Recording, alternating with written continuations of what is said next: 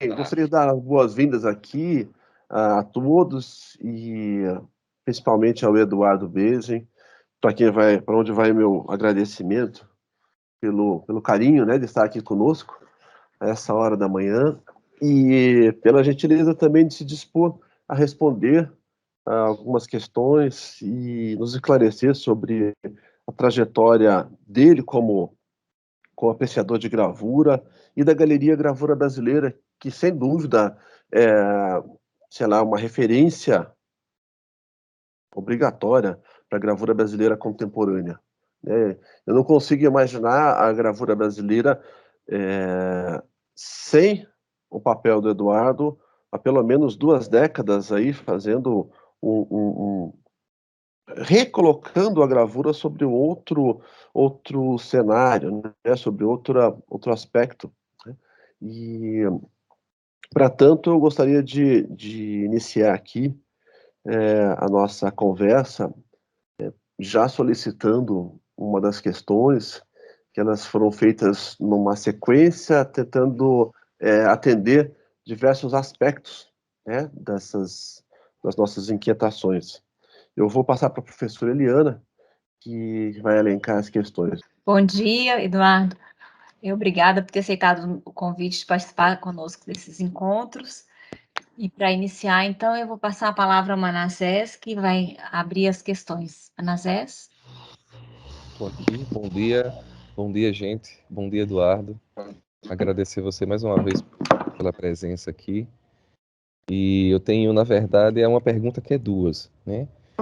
E se você puder responder assim, da forma como você achar melhor, tudo bem também, tá? Queria que você falasse para a gente um pouco sobre como que surgiu a ideia de montar a galeria, né? A Gravura Brasileira. E queria que você falasse também pessoalmente como que se deu como que se deram seus primeiros encontros com a gravura, né? Assim, a gravura de modo geral, seja ela qual for. Então, a ideia surgiu mais ou menos em 1995, 96. Eu comecei a fazer o curso de gravura em metal no MAN.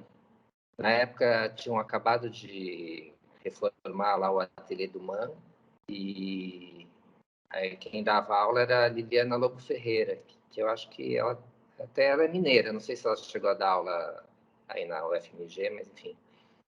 Eu fiz lá uns 2 anos de curso de gravura em metal. E lá eu conheci vários artistas. Estava mais ou menos recomeçando o clube de gravura do MAN. Então, toda vez que tinha uma gravura nova, eles chamavam o artista para falar com as pessoas do curso, mostrar a gravura, conversar. E a partir daí eu conheci vários artistas e eu vi que tinha muita gente que trabalhava com gravura, que tinha um trabalho de qualidade, mas que não tinha muitos lugares para expor, muitos espaços que tinham gravura. E nessa época eu já tinha um escritório de arquitetura e eu resolvi uma galeria que funcionava já, desde o começo, funcionava já junto com o escritório de arquitetura. E a partir daí a gente começou, isso foi em 1998. Tinha um sócio na época, que também era sócio do escritório, e a gente fazia as exposições, era no mesmo espaço do escritório. Era uma rua, era na Alameda Gabriel Monteiro da Silva, que em São Paulo, hoje em dia é uma rua super assim, cheia de lojas de decoração, tudo, mas já tinha algumas galerias também. Naquela época a Galeria Milan era nessa rua, era quase em frente. Tinha a Galeria Valória. E aí a gente começou a primeira exposição, foi com gravuras da coleção da Era Cohen. Era Cohen, ela tinha nos anos 70, acho que 60, 70, não sei exatamente, mas mais nos anos 70, ela tinha uma galeria em São Paulo que chamava Ars Mobile. Ela fazia muitas edições de gravura e exposições. E ela faleceu cedo e a filha dela ficou com as gravuras. E assim que a gente abriu a galeria, ela veio falar com a gente e abriu o acervo para a gente fazer uma exposição. Então, essa primeira exposição era Marcelo Grasman, Lívia Abramo e Tomi Otaki, que eram gravuras do acervo da Latina. E a partir daí a gente começou a fazer várias exposições. Agora, assim, as primeiras vezes que eu tive contato com gravura Mas, assim, intensamente foi realmente nesse curso, né? Mas eu já sempre ia em exposição e eu fiz faculdade de arquitetura, né? Então sempre estive ligado um pouco nessa área. Tive várias áreas de aulas de história da arte, tive aula com a Araci Amaral. Então sempre tive contato, mas a ideia de fazer a galeria mesmo foi a partir desse curso, de conhecer os artistas e de ver a qualidade do trabalho. E também achava estranho que não tivesse nenhuma galeria de gravura, né? Só de gravura. Todas as galerias elas eram mais pintura, escultura, né? Depois eu Elas tinham percebi. gravura também, né? Elas tinham Gravura também, mas não era uma coisa só específica, assim, Sim. só exclusivamente gravura, né? Mostravam muito porque depois eu comecei a conversar mais por causa dos valores, né? Porque preferiam vender pintura, que é um valor muito mais alto do que gravura. Quer dizer, para você vender, enfim, em termos de rendimento, né? Obviamente, uma gravura vale menos, né? Então, preferiam vender as pinturas, não chegavam nem a mostrar as gravuras para os clientes. E no começo as pessoas falavam que era louco, que não ia durar, que as pessoas já tinham aberto galeria de papel, mas tinham fechado. Mas realmente não é fácil assim, né? Não é que vende, né, horrores, né? Mas, sei lá, já tem 23 anos, bastante tempo. Ô, Eduardo, esse é um ponto assim importantíssimo. Eu estou invadindo a fala do Maná aqui, mas é algo que deve ser registrado, sabe? Deve ser citado sempre, que existe algo muito maior do que o mercado, né, na sua atividade. Existe uma identidade. Aliás, você pegou a gravura num contrafluxo, né? Porque houve um grande comércio de gravura até, sei lá, final dos anos 80, eu me lembro ainda disso, com ateliês de impressão, e se vendia gravuras de tiragens gigantescas, né? A litografia, então, era uma coisa que inundava todos os... Era bom por um aspecto, né? Mas muita coisa de qualidade duvidosa foi produzida Esse era o problema, né? nessa onda, né?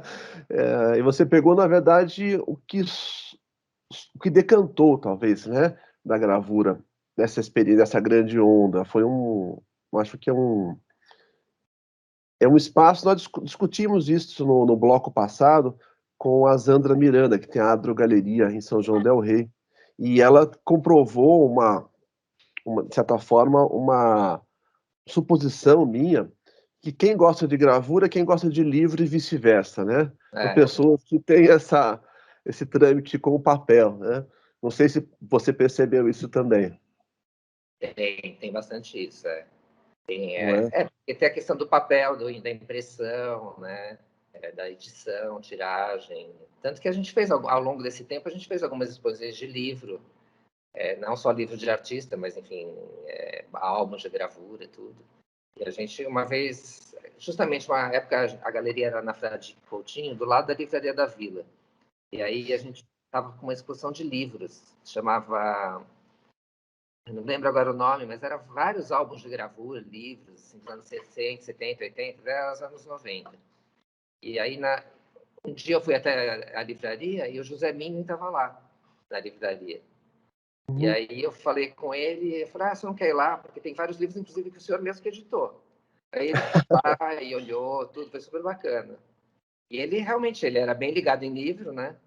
Uhum. E em gravura também, né? E ele tinha uma história muito interessante com a gravura, né? Porque ele colecionava matrizes também, né? Ele tinha muita matriz.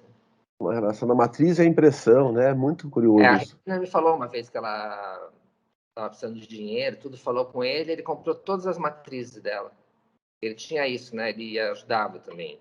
Sim, sim, uma figura fantástica. Eles chegavam lá, e sua filha dele que me contou, porque há pouco tempo eu entrei em contato com a filha do José Minder, apesar de ele ter feito uma doação muito grande lá na biblioteca, a família ainda ficou com muitas gravuras. Uhum. Então ela tinha umas gravuras do Mário Gruber, que ela me contou que o Mário Gruber chegou com uma pasta, daquelas pastas grandes assim de plástico colorido, e falou, eu estou precisando de dinheiro, você não quer comprar? Ele comprou, ele nem abriu. Agora foram ver, tinha 300 gravuras, só que eram todas repetidas. Quer dizer, tinha mais ou menos umas 80 imagens, 3 de cada, às vezes 4, enfim, às vezes 2, mas eram repetidas. A gente vendeu para um colecionador. Eu vi, eu fiz a aferição delas, assim. Então, a gente vendeu para ele, essas gravuras estão guardadas desde o José Minda. Tinha umas gravuras maravilhosas, pequenininhas, né? As rembrandtianas. Desde 49, 1949, 1950 até, não sei, 2000, tinha 50 anos de gravura lá. Tinha coisas melhores, coisas não tão boas, tinha estudos, mas essa coisa foi ficando, né? E acabou chegando até hoje. Quer dizer, a família guardou, né? Foi o que eu falei para o colecionador. Aquilo era uma coisa única, apesar da desigualdade, né? Ou seja, o colecionador interessa não só a obra independente, mas o conjunto, né? O conjunto da obra. E é uma oportunidade única, porque quando você vai achar todas as gravuras de um artista, assim, praticamente, né? É quase que impossível, né? Você fica procurando, mas, enfim, de uma vez só é quase impossível, né? Exatamente. Foi a oportunidade que houve com o álbum do Grassman, né? Que nós editamos. Também, né? De gravura em metal e de estilo. Bem, mas eu vou deixar aqui a conversa continuar. Porque esse álbum do Grassman, nessa coleção, foram 12 cópias só, né? Foram feitas. E eu tô com uma das cópias aqui para venda, né? Tanto do de metal como do de estilo. Uhum. Essa é uma coleção de 221 gravuras em metal, né, do Marcelo Grassman, que são todas as gravuras em metal que ele fez, e uma outra coleção de 24 estilos, que são os estilos que ele também fez uma reedição das matrizes que existiam até aquele momento, né, que depois muitas foram destruídas, ou estragaram, ou foram comidas por cupim. Então ele fez, né, junto com o Roberto, né, fez uma edição completa. Sim, ficou maravilhosa. Maravilhosa.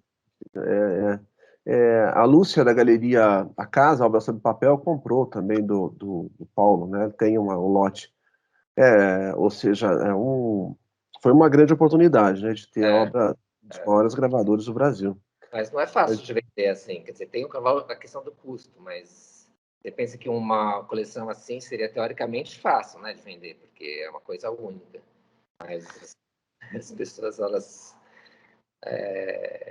querem separar, sabe? Gostam mais de uma, mas não gostam de outra, então querem comprar só uma parte. Tem muito isso, assim, é meio experimento, né? Do que é também, né? Uhum. Bem. Vou então dar continuidade aqui. O Manassés tinha elencado algumas questões sobre o início da galeria, e nós estávamos conversando sobre a questão das exposições, e aí a aluna Clara, ela está com um problema de conexão, e eu vou fazer a pergunta que ela tinha elaborado, que vai nesse sentido. Ela escreveu assim: vi que vocês já realizaram cerca de 100 exposições com 10 anos de funcionamento. Como é feita a catalogação dessas exposições? As obras permanecem no acervo e todas têm material impresso sobre elas? Como que é esse registro dessas exposições que aconteceram ao longo dos anos? Então, varia um pouco, na verdade, porque quando a gente começou não tinha nem site ainda, né? Então, a gente, no começo, assim, não fazia muitos registros, dava algumas fotos só. Mas depois, quando a gente elaborou o site, que é o site atual, tem todas as exposições, desde 99. A primeira exposição foi em 99. Então, algumas têm mais imagens, outras não. No começo, a gente fazia mais folhetos ou convites impressos, às vezes, imprimia o texto. Atualmente, a gente não está fazendo quase nada impresso mais, coloca todas as informações no site. Mas também as exposições hoje elas são muito mais documentadas. Então, a gente tem as imagens de todas as obras. Às vezes, o próprio artista já manda tudo fotografado ou escaneado. Então, a gente fica com todas as imagens. E a gente, às vezes, chama alguém para escrever um texto, ou então tem as informações de data, ou de, enfim, informações de duração, de gravuras. Então, toda essa coisa de catalogação a gente está fazendo agora. Agora, no começo, tinha menos informações. Mas todas as exposições estão no site, e agora já são mais de 200, né? Porque são 2 anos de exposição, então tem mais de 200 exposições. Então, inclusive as que a gente fez fora do Brasil, a gente tem no site também, catalogado. E a gente tem também umas pastas que a gente colocou todas os impressos relativos a cada exposição. Tem tudo que saía no jornal, a gente recortava e colocava, os convites, informações, sei lá, folheto, às vezes catálogo. A gente não fazia muito porque é caro, né? Então, para imprimir as coisas é caro. Hoje também ficou mais barato, mas assim, com a questão de internet, reduziu um pouco a necessidade de ter coisas impressas, né? Então, por exemplo, quando a gente convidava alguém para escrever o texto está no site da exposição. Então, se a pessoa quer ler, fica lá, não se perde, né? Tá sempre lá exposto. Além das exposições, a gente tem uma loja no site também, que tem uma parte do acervo, valores, fica lá exposto também, quer dizer, conforme vai vendendo, vai trocando, enfim, vai renovando, às vezes são coisas antigas que ele coloca obras mais novas. Tem todos os artistas que fizeram parte da galeria também estão no site. Você pode entrar na página da pessoa, você vê as obras. Pode até ser que nem estão mais à venda, que não estão mais disponíveis, mas elas estão lá, assim, podem ser visualizadas, né? Isso é importante, porque cria um registro também dessa história da galeria, a história da própria gravura no Brasil. Né? O Jorge Cornes, né, que é um colecionador, ele falou, não, você tem que fazer uma documentação, porque isso é importante, porque é toda a história, e tem muita exposição, né, de muita gente, assim, gente que já morreu, gente que talvez nem trabalhe mais com gravura, mas a documentação está lá, né.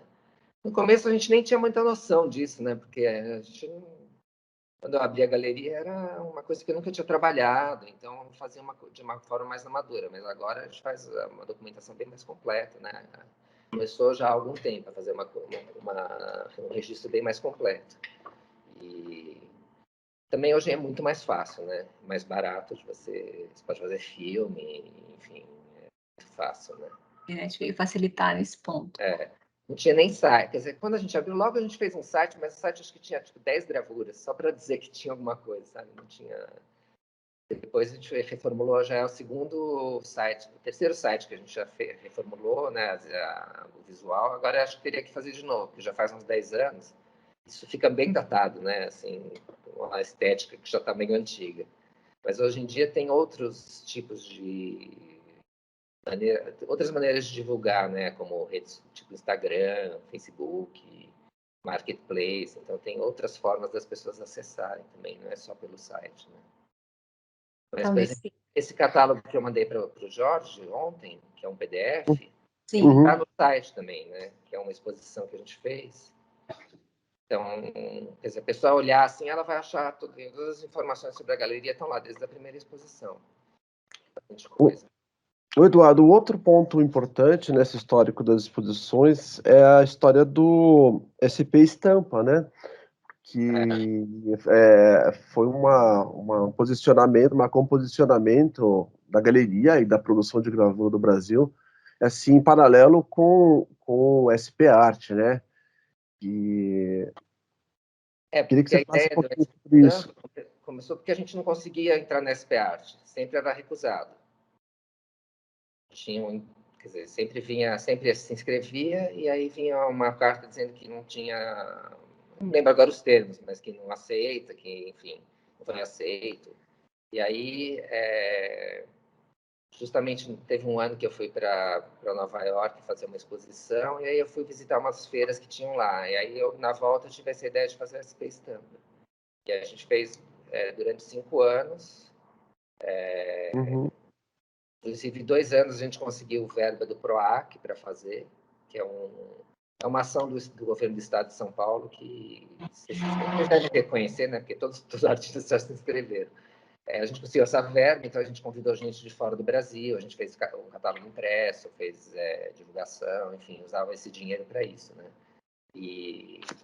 Então foi bem bacana, porque teve 40, 50 eventos de gravura que aconteciam, né? E não era só em São Paulo, tinha alguns no interior, em outras cidades, e bastante gente participava. A gente fazia uma seleção, as pessoas se inscreviam com os projetos, E aí cada espaço era uma parede da galeria, e a gente tinha um júri que a gente chamava, e aí definia as pessoas que iam expor, e depois foi bem bacana, assim, tinha palestra no Museu Lazar Segal, na Faculdade de Belas Artes, na própria galeria. O meu ateliê fez parte disso. Então. Nós pusemos o gabinete de gravuras. Isso, então. É. E tinha também o pessoal de Minas, participou um ano também, o grupo da Glória Lamounier, Uhum. e eles trouxeram tipo uma exposição coletiva, que era um álbum de serigrafia, e depois, outros anos, outras pessoas também, o Thales Bedes, que participou, o Alessandro Lima, mas aí chegou uma hora que não conseguia mais fazer, porque era meio um custo muito alto, aí eu parei. Mas, sei lá. Depois, outras vezes, eu tentei retomar de novo com verba do PROAC, mas eu não consegui. Porque o PROAC, no começo, era mais fácil, tinha bem menos concorrência. Depois aumentou demais o número de pessoas, e a gente também já conseguiu 2 vezes, então acho que não vão mais dar para gente, né? 2 vezes sei lá, eu achei que ia conseguir pela segunda, mas aí consegui, acho que 2012 e 2013, depois não consegui mais. Mas, tipo, uma pessoa que trabalhava na galeria ficava o ano inteiro em função disso. 6 meses antes era para preparar, 6 meses depois era para fazer a documentação e o site. Então, era uma coisa que tinha que fazer um investimento mesmo. E aí, justamente em 2016, que a galeria mudou de endereço, a gente não conseguiu fazer. Depois, acabamos parando. Porque esse tipo de coisa você não pode parar, né? Uma vez que você pode tomar, é muito mais complicado. Né? Isso ninguém sabe ainda, né? Foi 5 anos que a gente fez esse SP Estampa. Foi bem bacana. Foi marcante mesmo, muito legal.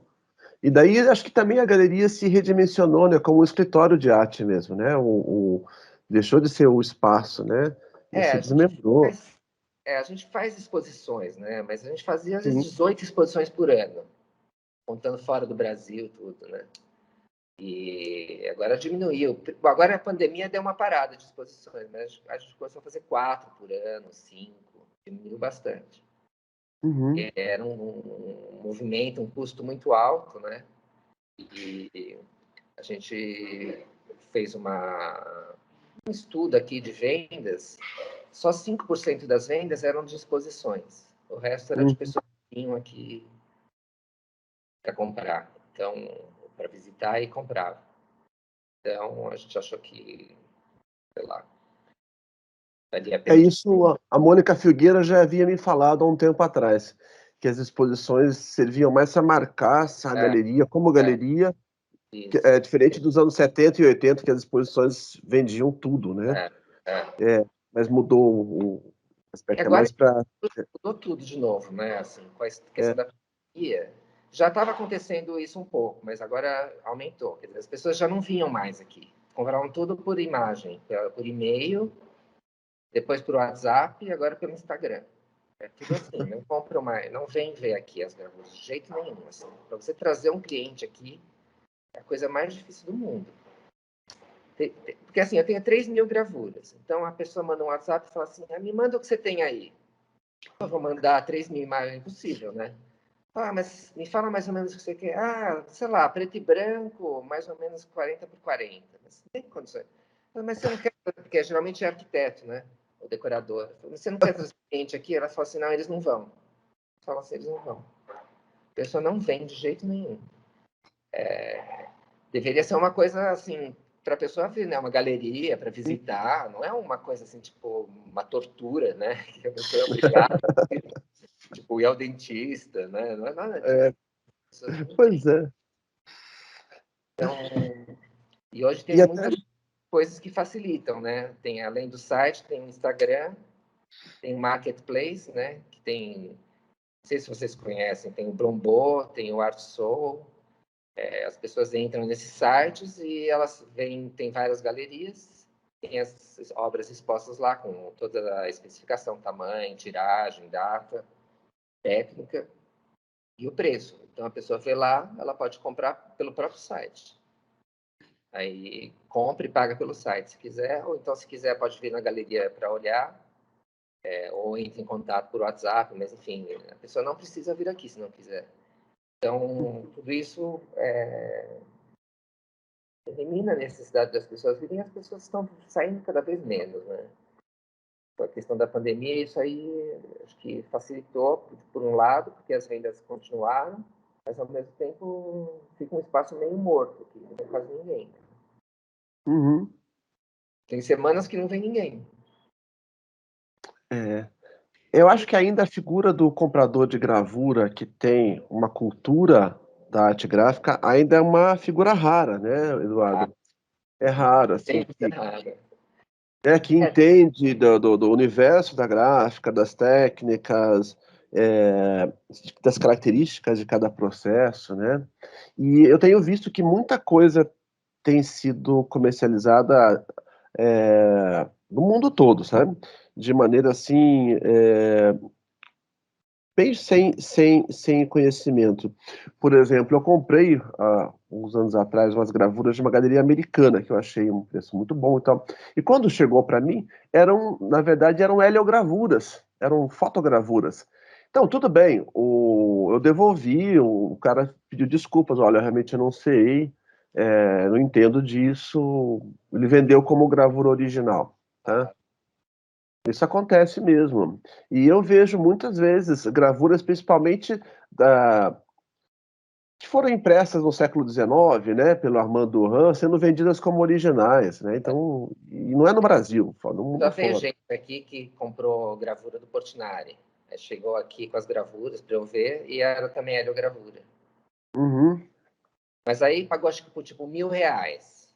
6 gravuras. Acho que eram aquelas pastas que faziam. Sim, sim. Tal. Aí tudo bem, né? Aí a Uhum. pessoa também acha que, né, por R$1.000 ela vai comprar 6 gravuras do Portinari, né? Então, eu acho que não é nem má fé, porque eu acho que o vendedor não sabe, o comprador também não sabe, então fica... Pois fica Mas tem os um vendedor colecionadores sem dono. que conhecem, sabem tudo mesmo, Sim, impressionante. sim, Então, não são muitos, né? Mas tem o Jorge Cordes, tem o Fernando sim. Radão, tem o Guilherme Maza. Eles Uhum. conhecem tudo, eles estudam os artistas, as técnicas, conhecem muito bem, assim. Não são muitos, mas tem, né? Uhum. São pessoas super interessadas. Esses, lógico, sempre vêm na galeria, né? Mas Claro, né? durante a pandemia também não estão vindo, mas essas pessoas vêm. Inclusive, acho que ele que comprou as gravuras do Manassés, um desses colecionadores que comprou. Olha que legal. Bom gosto. Porque assim, ele Obrigado, viu, fala assim, Jorge? quando tiver algum artista que você conhecer que é novo, você me manda as imagens. Então, Uhum. ele sempre pede isso, quer dizer, tem interesse também em conhecer coisa nova, porque também tem colecionador que só quer coisa antiga, né? Uhum. Se você tiver um Guild, se você tiver um livro Abrams, você me liga, mas esse tipo de gravura, claro, né, tem a sua qualidade, indiscutível, Uhum. mas o interessante para um colecionador é gravar, né, conhecer artistas novos, porque senão fica uma coleção muito restrita, né? Uhum. Também não tem Isso. tanta coisa assim desses artistas circulando mais, né? Não tem. Abrams, Guild, pouca coisa. Uhum. Vou voltar a palavra ao Manassés. De certa forma, algumas questões da pergunta dele já foram faladas aqui, mas às vezes ele tem mais alguma questão sobre isso, Eu Manassés. vou adaptar aqui. Não, Eduardo, que a minha questão, você meio que já respondeu assim, né? Que eu queria saber sobre catálogos, assim, se a galeria tinha projetos para produzir, assim, né? Publicações e tudo. Mas aí, pensando assim agora, você falou desse colecionador, né? O George Cordes, né? Que falou sobre a importância de catalogar, né? Esse acervo inteiro. E eu fiquei pensando, você tem esse projeto assim de tentar fazer um impresso ou alguma coisa do tipo, assim, não necessariamente um impresso, né? Porque a gente está nessa era digital, assim, mas você pensa em alguma coisa do tipo? Então, eu tenho todo o acervo tá fotografado, Sim. né? Inclusive para você poder divulgar, né, em redes sociais, tudo já está tudo fotografado. Lógico que não é fotografia para impressão, né? Assim, alta Sim. qualidade. Mas algumas são, outras não, né? Mas tá tudo, de uma forma ou outra, está documentado, assim como as exposições, tudo, né? Tem algumas pessoas que querem fazer... Já teve um editor que quis fazer um livro, mas é naquele esquema de que tem que procurar o dinheiro, né? Quer dizer, ele veio me procurar, a gente começou a fazer, mas aí tinha a questão financeira. E agora tem uma outra pessoa que também é editora, que também quer fazer um livro, e está tentando a verba, né? Que é difícil, né? Porque é caro, né? Então, além de Sim. o livro em si, tem que fotografar, né, as obras, e tem que ser um fotógrafo bom. Então, imagina, você fotografar 100 obras já é uma grana. Depois a impressão do livro, textos, tudo. Então, a gente tem essa ideia, mas o horizonte é longe, assim, longínquo. Porque o importante é que está registrado, né, eu acho. Para depois, Sim. lógico que seria bacana ter um livro, porque, por exemplo, esse catálogo que eu mandei para o PDF, a gente, para fazer esse catálogo, a gente conseguiu um patrocínio, né? Foi para a exposição e a gente usou quase o dinheiro todo para o catálogo.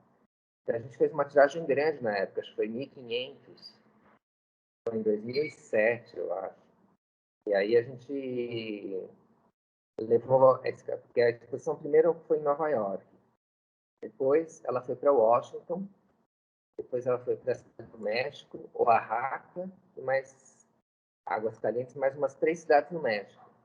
Então, esses exemplares do catálogo, eles foram para os lugares, sabe? Então, isso aí está lá registrado em algum lugar. Está na biblioteca do MoMA, está na biblioteca da Fundação Sebastião. Então, está espalhado, né? Então, isso que é bom do impresso, na verdade, tem isso, porque a internet é enorme, né? Então, quando você tem lá o negócio impresso, é uma referência que já existe, mais palpável, assim.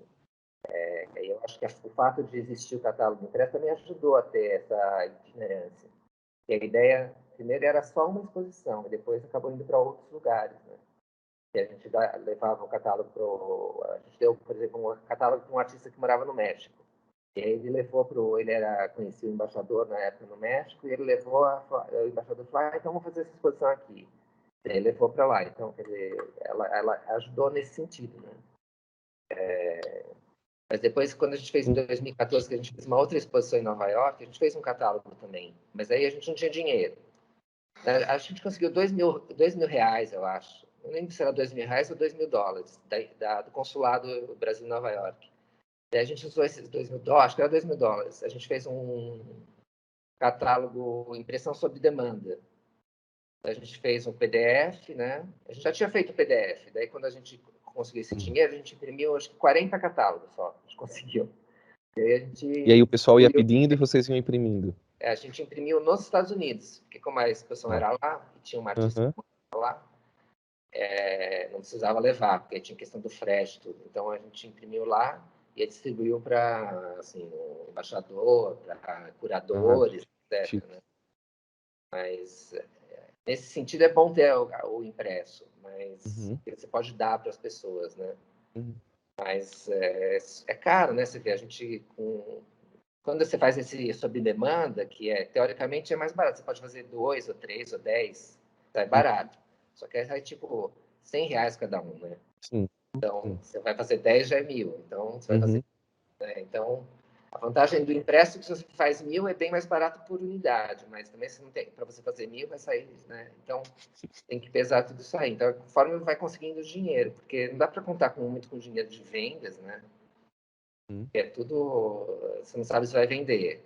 Depois, por exemplo, para mandar as gravuras para lá, cada artista mandou sua gravura. Depois eles mandaram de volta, se responsabilizaram. Mas, por exemplo, às vezes eu ia com as gravuras, então eu levava, eu pagava o dinheiro, a viagem com o meu dinheiro e levava as gravuras. Às vezes vendia, às vezes não vendia, né? Mas é tipo uma coisa meio, é muito informal, né? Assim, não tem um apoio de nada, nem... Ô Eduardo, uma coisa interessante, um amigo crítico que já morreu, ele dizia que uma exposição sem material gráfico não existe. E é bem isso mesmo, né? Porque, afinal de contas, é uma presença física do impresso. No tempo. Não é? E ela tem uma presença sobre a mesa, alguém pega, coisa que na internet, no mundo virtual, é virtual, né? Por isso que muitos artistas querem fazer pelo menos um folhetinho. Exatamente. Assim, uma coisa impressa. Mas as pessoas não pegam muito mais, viu? Sim. E outro ponto importante. As pessoas não pegam. Serve O mais folheto, não. não leva embora. Fica aí, tipo... A última exposição do Cláudio Caro Preso, ele fez 100 folhetinhos, com texto e uma imagem. Acho que as pessoas não pegam. Poxa. Sobrou, sabe? De 100 sobrou. Eu acho que eu nós também guardo, olha, temos uma caixa cheia aqui em casa daquela exposição das sombras, sabe, Jorge? Então. Nós fizemos. É. E eu fiz 500 unidades, assim, de um folhetinho também pequeno, e assim, tá aqui uma caixa cheia, sabe? Cheia, cheia. Eu, na Filarmônica de Minas, sempre que eu vou, eu trago comigo o material gráfico deles, que é muito bonito. Falei, eu não tenho coragem de jogar fora, sabe? Eu gosto de muito bonito, Verdade. muito bem elaborado, sabe? Quando eu, por exemplo, peça de teatro, concerto, né? Eu guardava tudo. Mas depois eu mudei de casa e falei, não tem como levar tudo isso aí, tudo lá. Eu joguei fora. Fiquei anos guardando em programa de concerto, tudo. Mas um livro, sim, né? Um livro como esse, um catálogo como esse, funciona, né, ô Eduardo? Funciona. Tá. E outro ponto importante que ele tocou aqui também, né, Jorge, foi a questão das exposições com gravura, de como a gravura permite, né, às vezes a gente levar dessa forma informal mesmo na mala, a gente carregar a exposição inteira e... É o único jeito, porque senão seria impossível de fazer, né? Uma vez eu fiz uma feira de arte em Frankfurt. Eu levei 400 gravuras. Eu e mais uma pessoa, a gente levou na mala. A gente levou a casa mesmo, assim, à mão, né?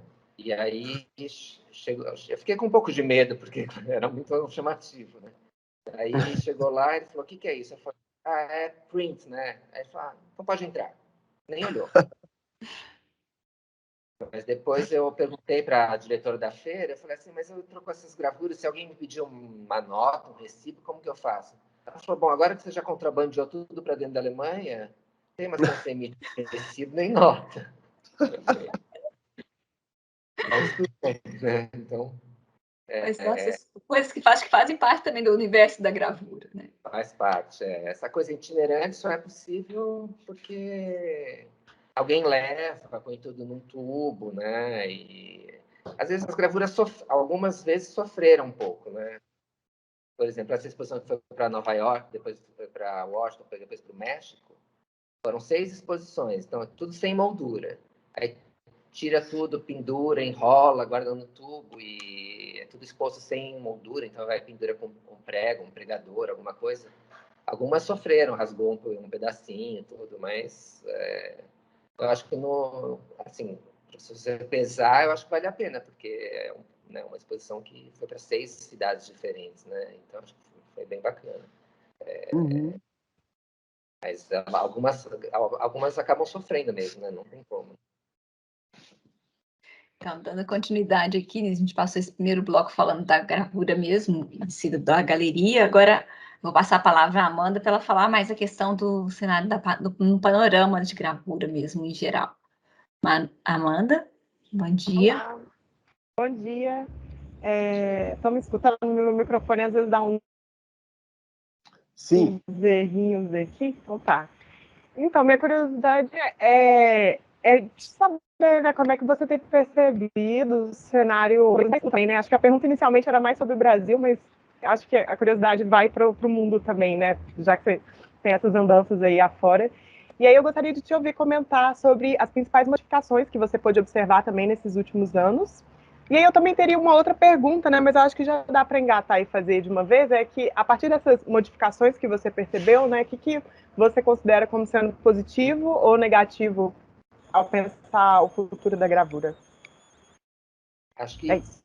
Eu acho que a principal modificação assim, internacional é a impressão digital, né? Tem muita nos Estados Unidos e na Europa acho que menos, mas nos Estados Unidos, Canadá, a gente fez uma exposição uma vez de artistas do Canadá, só tinha impressão digital praticamente. Não tinha nenhuma técnica assim mais tradicional, não tinha estilo, metal, nada disso.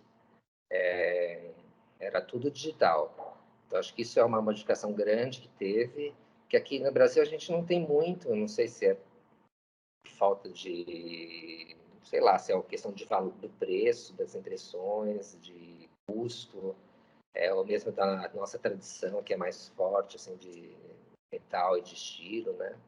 Mas eu acho que a questão do digital, tem muitos artistas, isso eu não sei se já existia antes, acho que talvez tenha sempre existido. Quer dizer, o cara, por exemplo, um Damien Hirst, um artista muito conhecido, que faz muita impressão digital como uma forma de vender obras mais baratas, né? De ter um alcance maior. Então, isso tem bastante, né? E quando a gente fez essa exposição em 2014, em Nova York, foi uma exposição no International Print Center of New York. É um espaço de gravura, especializado em gravura, acho que já existe há uns 15 anos, ou até mais.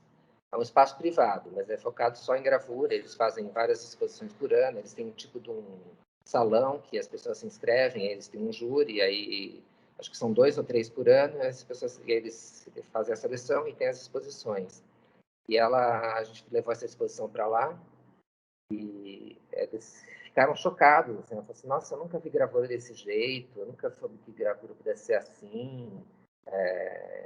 Eles têm uma questão, e algumas outras vezes também que a gente fez exposição fora, eles ficam muito assim, surpresos com a questão um pouco do acabamento das nossas gravuras, que é muito esculachado.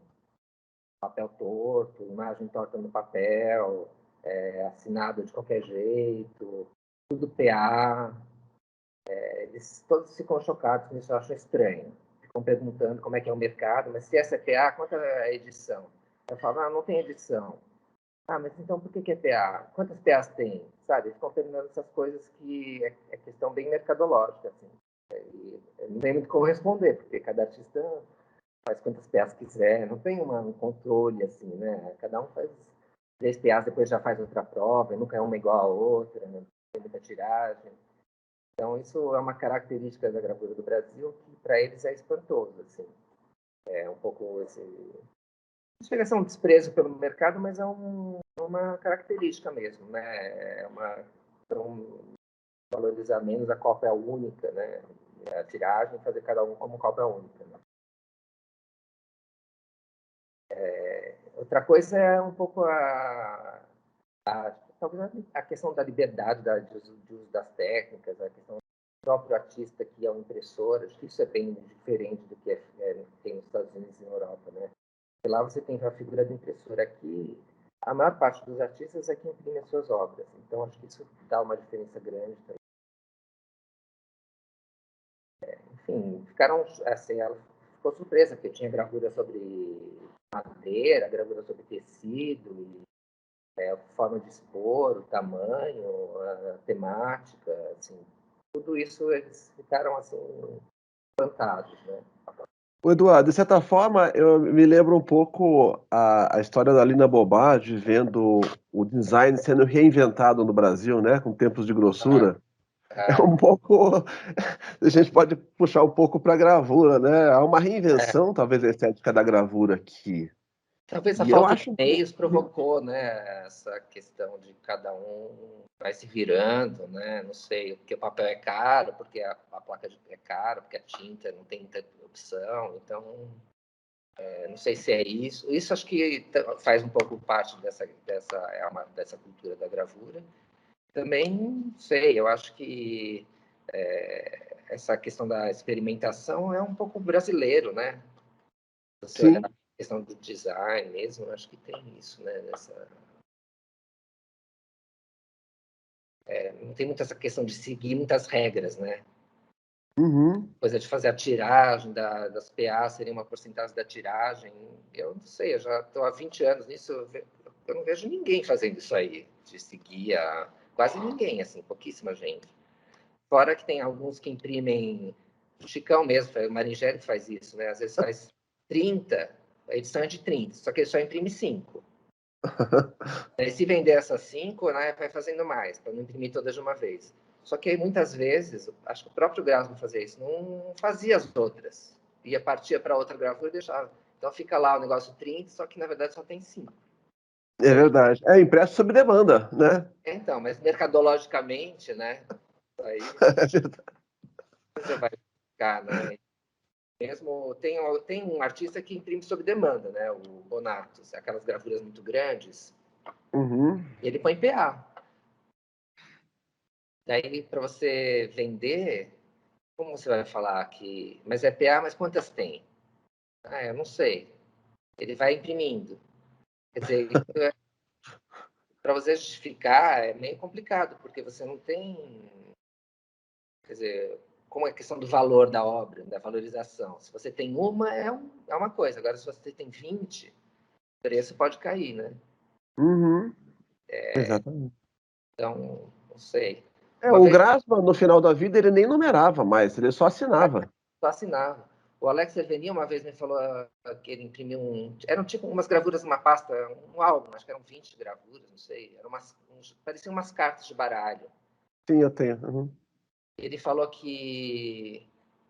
Aí uma vez uma pessoa queria eu pedir para ele me trazer, né, para vender. Ela falou: eu não posso imprimir mais, porque se eu acho que se eu imprimir mais dessa aí eu vou preso. Porque eu já tinha impresso, sei lá, 20. Depois ele fez uma outra tiragem em números romanos. Mudou alguma coisa, não sei o que foi. Assim, é uma questão muito pessoal da quantidade da tiragem, enfim, e aí não tem um controle, né? E a gente fez uma exposição uma vez na França, Ano do Brasil na França. E que lá acho que eles são super certinhos. Então, todas as gravuras tinha uma margem igual de todos os lados, né? As gravuras francesas, com a imagem no meio, papel certinho, retinho.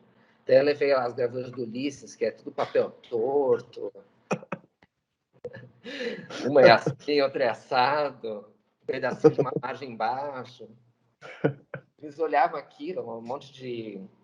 Eles falavam, eles não conseguiam entender. Outra coisa que eles perguntavam é por que era tudo preto e branco. Para mim, coisas brasileiras tinham que ser coloridas, tropicais, eles tinham muito essa ideia, né? Uhum.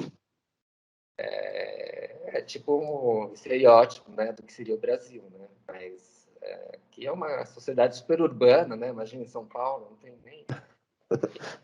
E a gente tem uma tradição, né, de preto e branco, né, que é pouco por causa de falta de material, mas um pouco também porque, enfim, a tradição brasileira.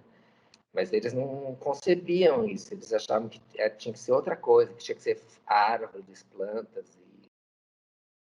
Em muitos casos, eu tenho a impressão que nós desenvolvemos uma sensibilidade mais acurada aqui, por conta dessa liberdade, sabe, Eduardo? Fugindo um pouco dessas regras, dessas bitolas, né? Eu acho.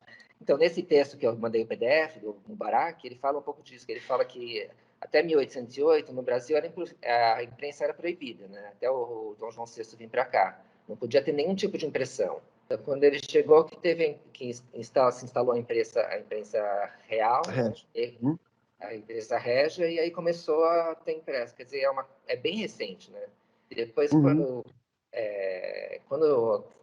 a fotografia apareceu, no Brasil apareceu junto a fotografia, os impressos, as reproduções de pinturas, então veio tudo ao mesmo tempo, né? Que isso, de certa forma, moldou a nossa visualidade, a nossa arte, porque na Europa, não. Primeiro você teve a X, depois teve metal, depois teve a lito, depois teve a pintura, depois teve a fotografia. E aqui não, veio tudo de uma vez, né? Isso com certeza influenciou a visualidade brasileira e a tipo de gravura que a gente faz aqui. Né? E outra Legal. coisa, na Europa, nos Estados Unidos, principalmente, é muita serigrafia, né? E pouquíssimo metal e estilo, né? E é meio o contrário, né? É muito mais estilo e metal do que lito e serigrafia. Nos Estados Unidos, a serigrafia é muito, assim, faz muito, né? Digital e serigrafia é o que mais tem. Nós tínhamos bastante também, anos 80, 70, havia muita lito e silkscreen, né? Mas praticamente desapareceu. É tanto que desvalorizou de uma forma, né? Que os artistas pararam de fazer, né? A própria Glatt, né? A Glatt Imagus, que era uma gráfica que tem aqui em São Paulo, eles faziam impressão em lito, né? Eles faziam, por exemplo, pegava uma imagem, tirava 300 cópias, mudava a cor, tirava mais 300, né? E fazia muita gravura. Eles pararam de fazer lito, pararam de fazer impressão, porque tinha tantas, e eles mesmos valorizaram a própria gravura, né? A própria técnica. A gente transformava pintura em litografia, É. ou os artistas desenhavam papel de transferência, as pessoas não faziam a lito em si, né? Faziam né? direto na pedra, né? Pegava uma imagem, fotografava e passava para a serigrafia. Uhum. Inclusive até hoje, né? Essa questão do Volpe, né? Até da Tarsila, tem serigrafia da Tarsila, mas... Exatamente, Uhum. E o mercado acaba sendo bastante voraz nesse aspecto. Eu vi outro dia um leilão online que uma serigrafia da Tarsila, ela foi ampliada, né?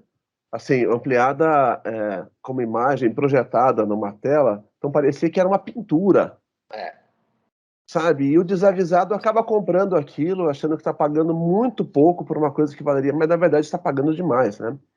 Eu acho que há uma certa perversidade do mercado, né, com isso. Às vezes vem um cliente aqui e ele falou, eu queria a gravura da Tarsila. Eu tenho algumas da Tarsila aqui, as gravuras em metal. Ele falou, não, mas eu queria uma mais colorida. Mas nunca vi gravura assim tão colorida. Aí ele mostrou uma foto, era uma serigrafia. Uhum. E a assinatura, ela é serigrafada junto. Não é Sim. uma assinatura. Então a pessoa fala, mas está assinada. Vende como se fosse assinada. E as pessoas pagam, né? Sei lá, um valor absurdo, 20 mil, 30 mil por uma serigrafia, um pôster, né? Uhum. Uhum. Acho que aí falta, a tua galeria tem esse mérito, além de outros, é um mérito educativo, né? Você se preocupa com a questão de informar, sabe, apontar o caminho, né? Isso é um trabalho lento, assim, mas Mas as pessoas precisam querer aprender também. claro, lógico. As pessoas às vezes não querem. Eu vejo aqui, às vezes vem gente aqui, as pessoas não têm muita noção, né, do que é uma gravura, então fala gravura em metal, que tem uma placa. Se eu demoro mais do que 10 segundos explicando, a pessoa já está olhando no celular, não presta mais atenção. Uhum. É muito assim, sabe? É muito imediatismo, assim. A pessoa não... Uhum. Ou então ela fica olhando na gravura e fica olhando no celular ao mesmo tempo. É bonita. É assim, é incrível. Tem muita concentração, sabe? Acho que é uma coisa moderna, contemporânea. Sim. Uhum. E dentro dessa sua conversa aqui também, um ponto que você tocou dessa particularidade brasileira, às vezes, do artista não assinar ou criar uma tiragem maior ou fazer uma tiragem sob demanda. Até me surgiu uma questão também aqui, pensando em pontuar isso, que isso também, às vezes, por essa característica, acaba também criando um outro, invertendo aquela expectativa, talvez, do mercado da gravura, quando o artista faz uma prova única, ou ele faz um PA igual ao Bonato, que você não sabe a demanda, mas que ele talvez esteja tentando dar até um status que o que acontece na pintura, elevar esse valor da gravura, como que você já chegou a pensar alguma questão assim a respeito disso? Eu acho que você tem razão, quer dizer, eles encaram como uma obra única, né? Porque realmente você vai fazer uma impressão, ela nunca vai ser uma igual à outra, né? É uma questão, acho que do Evandro Carlos Jardim que colocava isso, né? Que fazia as PAs porque todas eram diferentes. Mas, assim, para explicar, assim, quando a pessoa conhece um pouco gravura é mais fácil, né? Mas para você explicar para um leigo, pergunta quantas tem, você falar uma diferente da outra, mas não tem uma matriz? Não, é sempre um pouco diferente na hora de imprimir, é meio complicado de explicar. Mas eu entendo um pouco isso, né? Colocar como uma obra única, porque eu acho que realmente, né? Tem algumas gravuras que você não consegue fazer uma impressão exatamente igual à outra, né? Elas são diferentes. Mas será que aí talvez não tem que colocar PU, não sei, em vez de PA? Prova única, em vez de prova de artista, não sei. Ou colocar 1/1, não sei. Porque uma vez alguém estava conversando isso com a Renina, eu estava junto, e ela falou, não, mas então por que você está pondo o PA, você tinha que pôr PU, ou colocar qual PA1, não sei, alguma coisa assim. Algum outro tipo de indicação, porque PA é usado universalmente como uma prova de artista, que é uma porcentagem da tiragem. Se você faz uma e coloca PA, parece que tem outras, né? São iguais, não sei.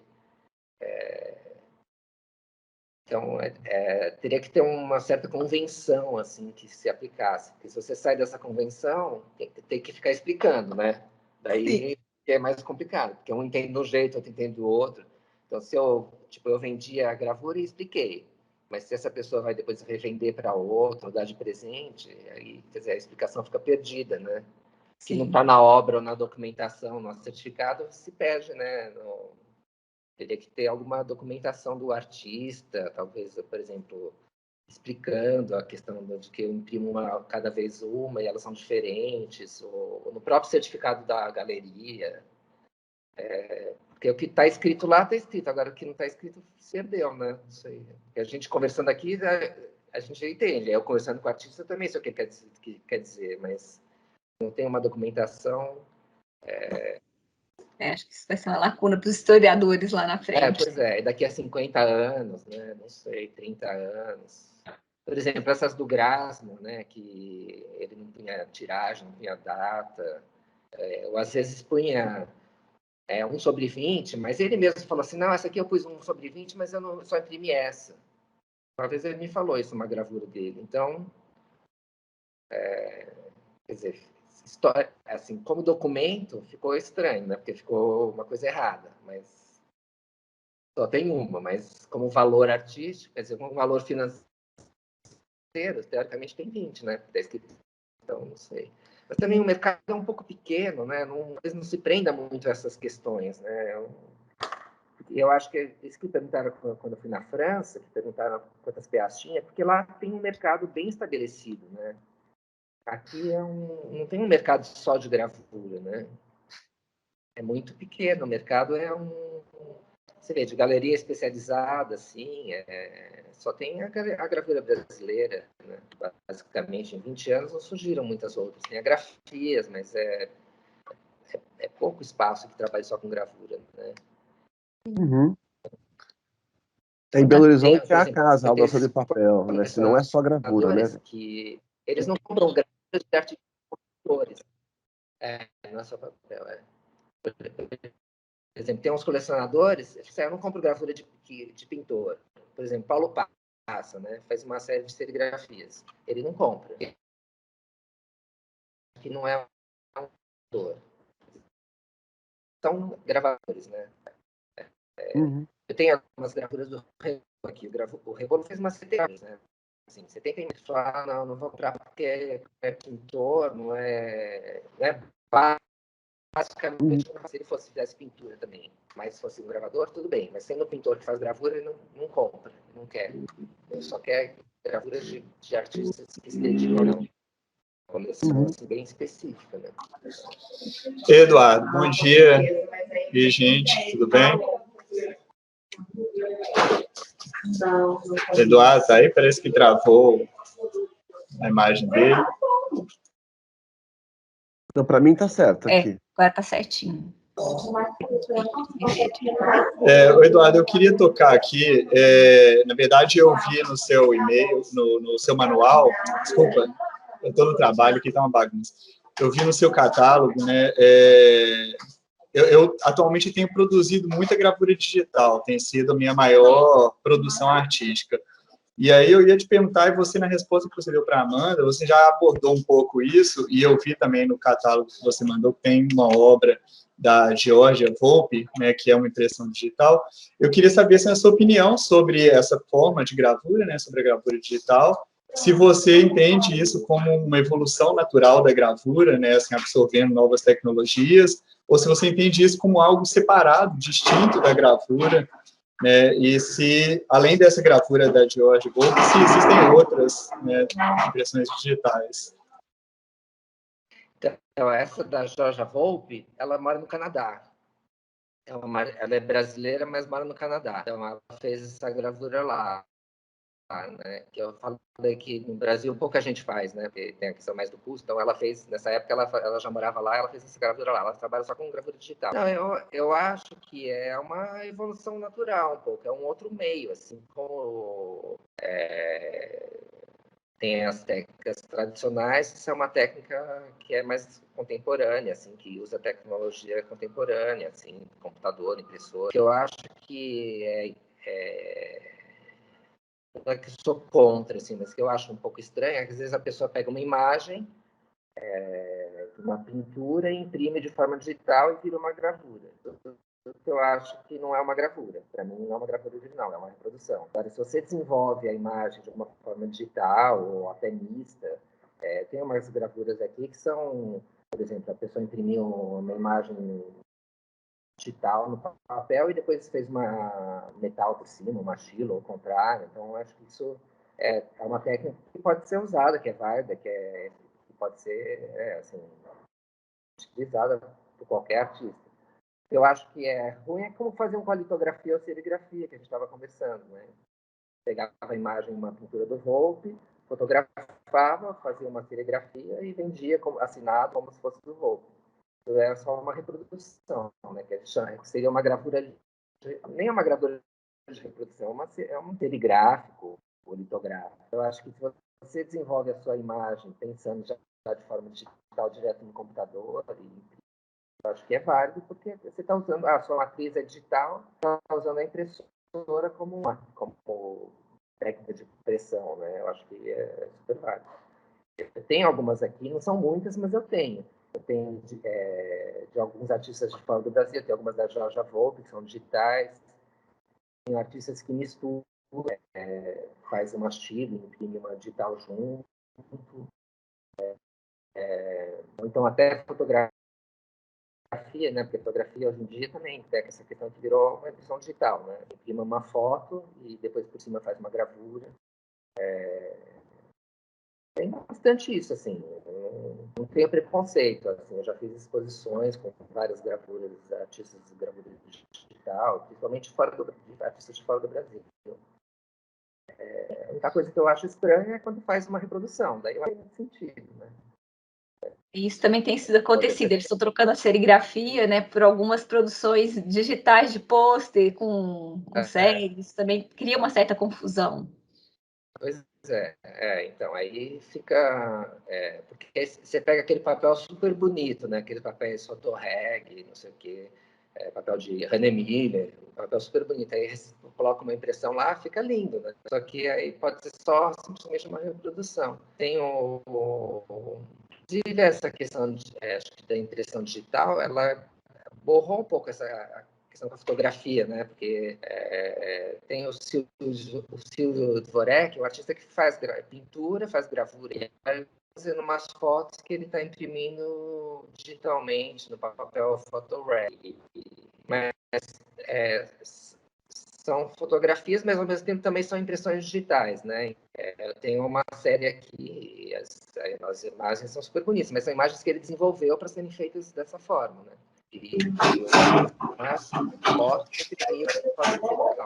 Claro, tem que ter uma criação ali, né? Um processo de criação.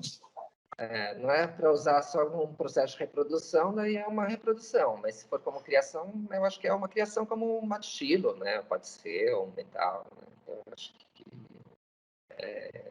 por exemplo, essas gravuras da Tarsila que eu tenho aqui, em metal, elas são reproduções, né? A Tarsila fazia um desenho, mas ela mesma não fazia a placa, né? Tinha uma pessoa que fazia a placa de metal para ela. Talvez se fosse hoje, ela faria uma impressão digital, né? Provável. Não, mas legal. Eu tenho feito muito gravura digital e eu não vejo assim tanto, né, nem no mercado, nem nas exposições e nem na produção dos meus colegas, dos meus amigos. Então, por isso a minha dúvida, assim. Eu acho que em 2001 ou 2002, na galeria, fiz uma exposição de desenhos digitais. Naquela época, era bem... A gente fazia isso. Ela fazia os desenhos direto no computador e imprimia. Eram pequenininhos, assim, tipo, menor que A4. E a exposição não era só isso, ela chamava de... Eu não lembro agora o nome, acho que era desenho digital mesmo. E depois a tese dela de mestrado, eu acho que foi sobre isso, que ela desenvolveu e era o Evandro Carlos Jardim, o orientador dela, sabe? Mas tinha uma linguagem própria, assim, né, que foi desenvolvida no computador e que isso é super válido, né? Realmente não tem muita gente, né? Eu falei assim do começo, é pouquíssima gente que trabalha com digital. Não tem.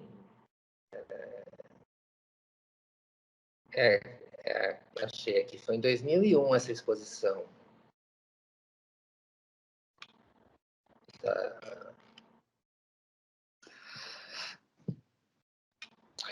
Ô, Eduardo, isso traz à tona aquela questão, né, das técnicas, e vale lembrar também que a gravura em metal, a estilogravura já foram técnicas de ponta, né?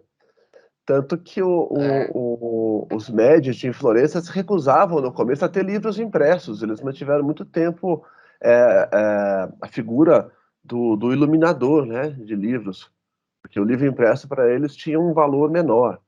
Eu acho que É, são processos, né? O que importa é como se lida com esses processos. Realmente, a tem reprodução, um pouco sim. uma visão elitista, né? Talvez. Um pouco elitista, assim, de querer ser... Você não ter uma edição, você não tem uma tiragem, você não tem cópias. Já teve cliente que veio aqui e falou assim, mas se tem outro igual, eu não quero. Sim, sim, é verdade, né? Tem isso também, eu acho. E o cara quer exclusividade, né? Mas, não sei, hoje em dia não tem mais isso, né? É uma questão que... Já vai para outro caminho, né? Essa era das vaidades e tal, que é uma outra história. Vou dar continuidade aqui, então, gente. Vou chamar o Roberto, que a gente continuar a conversa dessa questão da gravura brasileira no panorama internacional. O Roberto, Oi, tudo bom? bom dia. Bom dia, pessoal, tudo bem? Bom dia, Roberto. Bom dia a todos. Minha pergunta é como a produção de gravura brasileira é percebida no cenário artístico internacional. Então, eu falei mais ou menos dessas experiências que eu tive nas exposições que eu participei, né, que eu levei em alguns países. Tem um pouco essa questão de não seguir muito essas convenções, né, de gravura, de papel, tiragem, e acho que um pouco essa questão da liberdade da impressão, de manipulação de tipos de papel, tudo. É uma questão bem original assim da Gravura Brasil, né? Todos os tipos de papel, questão do próprio artista que imprime, então tem uma certa liberdade na impressão, uma certa assim, não tem a questão de que é uma outra pessoa que está imprimindo, né? Mas sim o próprio artista. E o que eu acho que a gente tem aqui que é muito assim, não tem um mercado de reprodução, né? Porque eu acho que nos Estados Unidos, na Europa, tem muito essa questão dos artistas que fazem obras como reprodução. Aqui não tem muito isso. A gente tem muita como original do que como impressão. Quando tem reprodução, os artistas que a gente vê, Volpe, assim, que tem esse tipo de gravuração. Mas a maior parte da produção artística de gravura são artistas que fazem gravuras originais. E eu tenho eu faço parte de um site que chama Printed Editions, que é um site inglês que reúne galerias de gravura, de edições no mundo todo. Tem acho que umas 70 galerias. A gravura brasileira é a única que está da América do Sul, né? E eles vendem, tem muitas gravuras, tem, nossa, uma diversidade enorme, né? Tem desde gravura japonesa, eles vendem, tem gravura do Rembrandt, do Dürer para vender, tem desde toda a história da gravura. Tem bastante galeria que é só arte contemporânea. Tem várias galerias em vários lugares que vendem as mesmas coisas. Alex Katz, Damon Hirst, então são artistas que produzem uma produção enorme de gravura e acabam sendo espalhados pelo mundo como se fosse uma coisa assim, tipo, uma espécie de uma franquia. Então, os mesmos artistas estão em vários países. Se você quiser comprar aqui esses artistas famosos da terra, dos Estados Unidos, você consegue comprar a gravura porque eles vão redistribuindo essas imagens, né? Mas eu acho que não tem, é difícil você ver imagens como as que tem na gravura do Brasil, assim, mais originais, ou se são que são feitas assim para aquela técnica, tem um processo criativo feito para aquela técnica, não é simplesmente uma reprodução da imagem em forma de gravura. Né? Isso que diferencia a gravura do Brasil das outras gravuras assim, de outros países, né? Que tem produções grandes, como Estados Unidos, México. Acho que a gravura no México também é super interessante, tem muito a ver com a gravura no Brasil, tem que vem da gravura popular também, dos indígenas que faziam gravura. Cuba também tem uma produção super bonita, a gente fez acho que 2 ou 3 exposições já de artistas cubanos, uma exposição lá também, eles também têm bastante tradição. A gravura deles começou com as impressões das etiquetas de caixa de charuto. A partir daí que desenvolveu como linguagem artística. Acho que México, Cuba e Brasil, na América Latina, são os países que têm a produção mais interessante. A Argentina, eu vi assim, não acho que seja tão interessante, acho que é um pouco mais parecido com essa questão americana, né, de reprodução. Eu acho que tanto no México como Cuba, como o Brasil, também teve essa questão da gravura como mensagem social, né? Quer dizer, teve os clubes de gravura, tanto no México como no Brasil, que usavam a gravura como uma forma de, não panfletagem, mas de transmitir imagens e de criar uma certa... distribuir uma certa informação social, como uma gravura de revolta ou de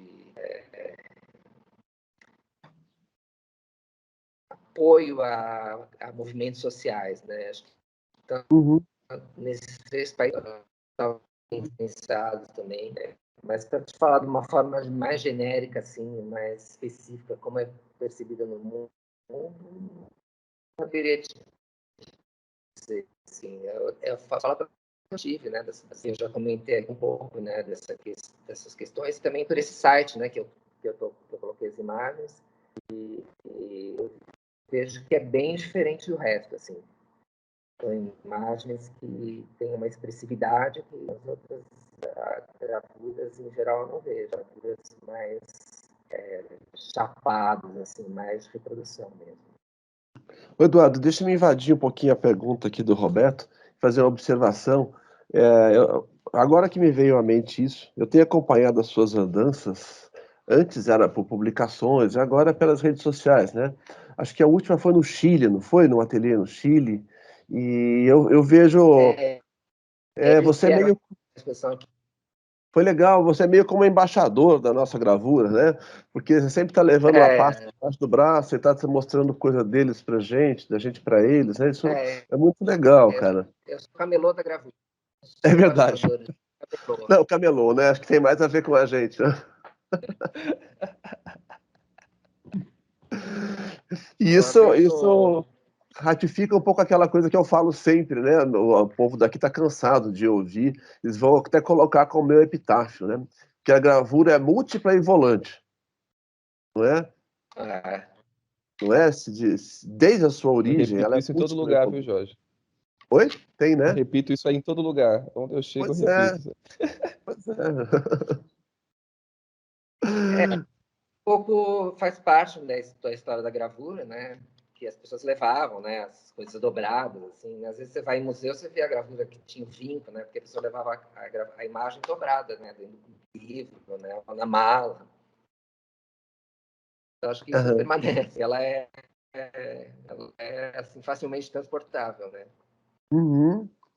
E tem um poder de subversão assim imenso, né? De construção e subversão, né? Produzir, né? É verdade. Essa exposição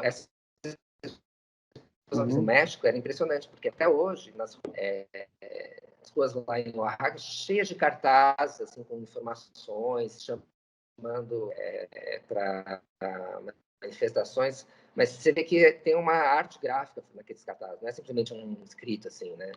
Tem alguém que desenhou, tem um artista que participou, quando a gente fez a exposição lá, eles fizeram vários cartazes de imagens das gravuras e colaram pela cidade, sabe? Nossa, que interessante. E eles têm uma reverência muito grande pela figura do Posada, né? Como um dos grandes nomes da arte mexicana, né? Essa exposição que a gente fez lá foi no ateliê, quer dizer, não é um ateliê, era um instituto de cultura que era mantido pelo Francisco Toledo, Uhum, que é um gravador bem conhecido do México, acho que ele morreu ano passado. uhum, É um artista que tem uma origem indígena, né? E ele vendia super bem nos Estados Unidos, então ele pegava esse dinheiro, levava para a cidade dele, que era Oaxaca, e ele tinha esse centro cultural. Depois tinha o ateliê dele, que era no centro, comprou uma fábrica que fez um centro cultural gigantesco, assim, uma coisa assim, impressionante. uhum. Ele fez, assim, sem auxílio do governo, nada. Que coisa. Os artistas eles tinham uma vantagem, quer dizer, quando faziam sucesso comercial, era nos Estados Unidos, né? Então, vendiam muito nos Estados Unidos. A economia para voltar para o México, ficavam ricos. Ele usou esse dinheiro assim para fazer investimento em bolsas de aluno, investir em educação de crianças, assim, era bem bacana. E ele tem um trabalho bem, enfim, bem conhecido assim no México e nos Estados Unidos. Já fez exposição no MoMA, mas tinha essa questão mesmo, né, de levar debaixo do braço, né? Era bem circulação, né, de informações das imagens era através da gravura, né? Sempre foi assim, né? Uhum. Só foi possível fazer todas as exposições que eu fiz, que acho que eu fiz umas 20 ou 30 exposições fora do Brasil, porque levava no braço, né? Em tubo, né? O Japão foi para Tóquio, a exposição foi para Tóquio, foi num tubo, né? Então, a única forma de fazer, não tinha outro jeito. Ótimo. Acho que nós temos outra questão do Roberto, não é, Eliana? Roberto, sim. Vamos passar de novo a palavra a ele para a gente. Roberto? Oi, pessoal. Minha outra questão é quais os desafios que a pandemia trouxe para a galeria e como vocês conseguiram contornar essas dificuldades? Então, a gente já tinha uma diminuição de pessoas que vinham na galeria, né? Isso já estava acontecendo. Então, as pessoas já compravam um pouco por e-mail, por WhatsApp, pediam para mandar foto. Então, com a pandemia, como já estava acontecendo antes, a gente simplesmente intensificou esse tipo de contato. Então, a gente praticamente uma vez por semana, assim, uma vez cada 10 dias, eu faço um e-mail com imagens eu faço uma seleção, ou às vezes só de um artista, às vezes pego, sei lá, gravuras preto e branco, faço algumas seleções de imagens e mando para esse e-mail. Eu esse contato através disso. Depois, quando eu consigo imagens assim, um pouco mais raras, um pouco mais assim, que tem mais valor, eu faço um mailing para colecionadores. Então, por exemplo, essa coleção do Marcelo Grasman, eu tiro foto, eu pego as fotos que eu já tenho, faço um texto e mando para colecionadores. Depois, eu faço postagem no Instagram e faço promoção dessas postagens. Eu também aumentei a presença nesses marketplaces, que é o ArtSoul, Lombo e esse site em inglês que é o Printed Editions. Então, eu tenho mais ou menos 800 gravuras em cada um desses sites. Então, por exemplo, nesse Lombo, em um mês, as gravuras têm mais ou menos 200 visualizações. Então, as pessoas elas entram, olham, e nesse site tem todo preço, fotografia, quando é uma obra assim. Que gravura não tem muito isso, né? Mas quando é uma obra em 2 dimensões, né? Por exemplo, em 3 dimensões, uma escultura, você pode mandar várias fotos, pode até mandar um vídeo, você pode deixar postado lá, a pessoa pode ver. Por exemplo, tem gravuras que eu tenho um vídeo da impressão. Então, eu coloco lá, a pessoa se interessa por essa gravura, ela pode clicar e ver o vídeo da impressão da gravura, de como ela foi impressa. Então, esses sites eles são bem completos, então funcionou bastante durante a pandemia. E assim, quando as pessoas querem vir aqui, a gente marca a hora, né? Sábado à tarde, sábado de manhã, assim, o horário que a pessoa quiser, se a pessoa quiser ver as gravuras, porque algumas pessoas compram só vendo a imagem pelo computador, mas outras querem ver. Então, a gente tem uma flexibilidade de horários, né? Permite a pessoa vir, porque às vezes não quer vir durante o dia, porque tem medo que tenha outras pessoas, enfim. E vem de máscara, álcool gel, essas coisas. Não tem, infelizmente, não tem aglomeração também, né? Quer dizer, nunca fica muita gente, assim, né? Só quando tem abertura, que aí tinha bastante gente, mas no dia a dia nunca tem muita gente. Então, as pessoas vêm quando querem, marcam hora, podem olhar as pastas, né? Enfim, tem questões de protocolos de trabalho, dá para ficar aqui numa boa. E investir na parte virtual, né? Redes sociais, que acho que foi importante. Acho que todas as galerias fizeram isso. A gente não participa de SP Art. A SP Art teve uma edição virtual, né? Mas como é muito caro, participa. A SP Art espaço físico, o stand mais barato é R$50 mil. Como a gente vende gravura, não dá para participar, porque teria que vender muitas gravuras para pagar o stand. Então, a gente se inscreveu para uma feira, nos Estados Unidos tem uma feira de gravura que chama EAB, Edition Art Books. Já existe há uns 20 anos. Então, a gente já tentou se inscrever algumas vezes para a feira presencial, mas não conseguiu. Esse ano vai ter uma feira online e a gente se inscreveu, mas não sei se a gente foi aceito ainda, não teve resposta. Enfim, vai tentando essas formas virtuais, né? Que eu acho que é o único jeito de... Eu acho que quando acabar a pandemia, as pessoas vão demorar para voltar para a galeria. Acho que vai continuar essa questão virtual, vai continuar cada vez mais, assim, acho que... E para dar continuidade sobre isso, a gente fazer o nosso fechamento, vou passar a palavra ao Pedro. Pedro, bom dia. Olá, bom dia a todos. Bom dia, Eduardo. Bom dia. Bom, a minha questão justamente é essa relação do futuro da galeria. Como você, né, pós-pandemia, enfim, quais são os vislumbres, quais são os planos que você gostaria de acrescentar e desenvolver no futuro da galeria? Então, acho que para o futuro, essas feiras virtuais podem ser uma boa opção, porque para você participar, por exemplo, de uma feira em Nova York, imagina o custo, né? Passagem, hotel, moldura, porque o problema todo dessas feiras, além dos custos da viagem em si, é a questão da moldura, porque eles não permitem que você exponha sem moldura. Então, para você chegar lá e mandar fazer a moldura, é impossível, porque a moldura é caríssima. Você tem que comprar a moldura pronta. Você tem que chegar alguns dias antes para você fazer isso, fazer a montagem. Então, você acaba tendo um custo muito alto. Fora o custo do stand, né? Então, a feira virtual ela é ótima nesse sentido, porque você gasta só... É bem mais barato o custo do stand virtual. Por exemplo, essa feira que eu me inscrevi é $400, R$2 mil. Se você for lá fazer o stand lá, é $2 mil, mais o custo da viagem. Então, é bem mais barato. E eu acho que é uma forma... talvez você não venda tanto, mas as pessoas podem ficar conhecendo e, aos poucos, também elas estão se sentindo mais seguras de comprar online, né? E elas podem acabar comprando e você tem um custo bem menor. O custo alto que tem é para você enviar as obras, né? Porque para você mandar pelo correio normal não dá, porque dá medo, né, de chegar. Para você mandar pela FedEx, um tubo, é uns R$700. Tubo assim, mais ou menos, tamanho pequeno, 70 centímetros. É caro, é super caro. Você tem que calcular já todo esse... Né? Às vezes a obra custa, sei lá, R$800 e para você mandar é R$700. Então esse é um problema. Já aconteceu também de mandar e chegar estragado, ter que mandar outra. Tem que fazer sempre, quando você vai mandar, você tem que mandar com seguro.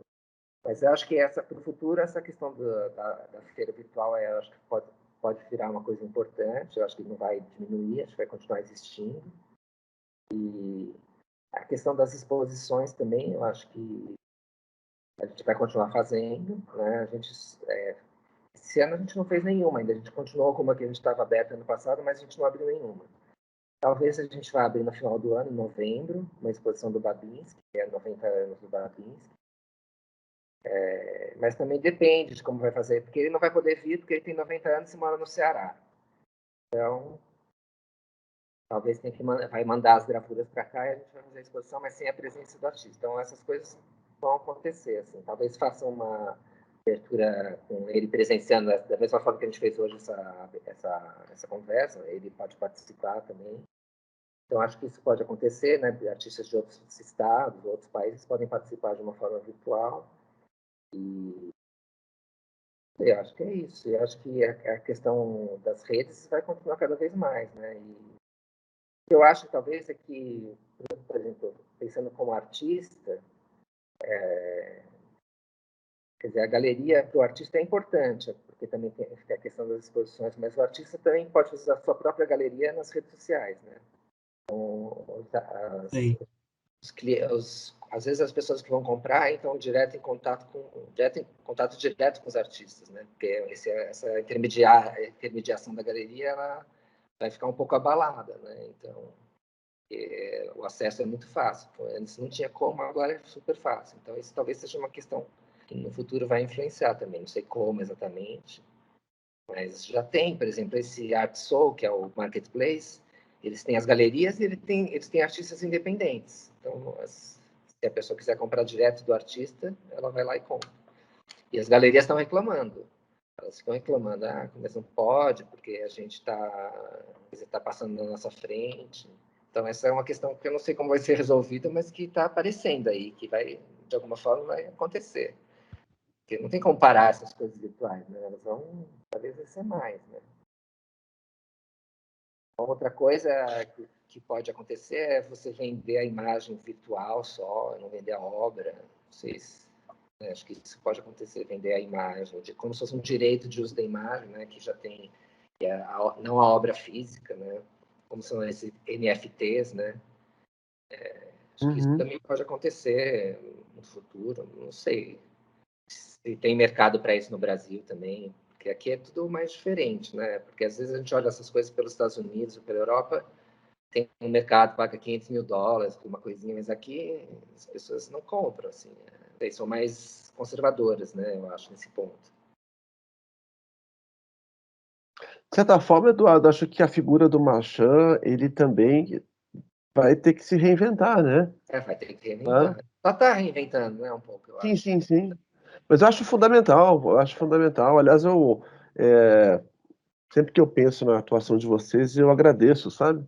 Falei, puxa vida, de verdade, sabe? Porque se não houvesse esse ponto de catalisação, com certeza a nossa história seria diferente hoje, né? E é uma referência, a Galeria Gravura Brasileira realmente é um marco na história, porque apontou para um caminho que não é a gravura simplesmente como objeto de comércio, mas como objeto de fruição, de educação, sabe?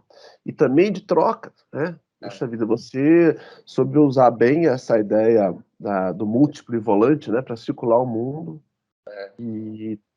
Aliás, que assim, acho que é uma característica que todo mundo é bem-vindo, assim, tipo, no sentido de que às vezes os artistas, sei lá, tipo, você não mandou o trabalho do Manassés e aí o trabalho dele está aqui na galeria, não tem essa coisa, né, de ficar, sabe?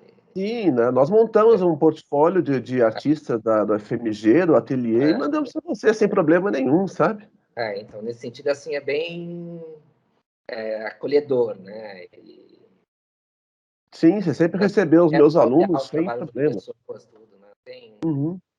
Tem a galeria que artista é mal-vindo, né? Assim, claro, é verdade, Pode entrar. Tá. Eu sou prova disso. Muitos ex-alunos meus, que aliás é difícil eu ver como aluno, sabe? Eu vejo como colega sempre, né? Quando a pessoa mergulha no processo, deixa de ser aluno, sabe?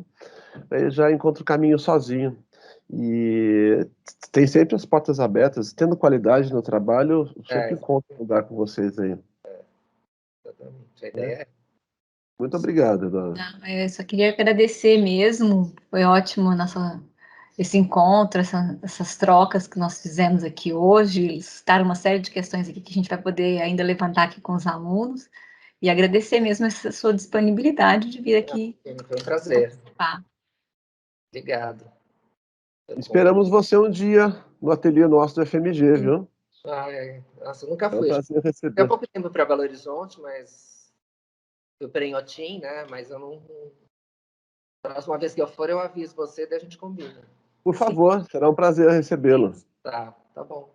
Eduardo, em nome de todo mundo, agradeço. Mando um grande abraço para você aí. Obrigado. Longa vida à gravura brasileira, né? Obrigado, com certeza.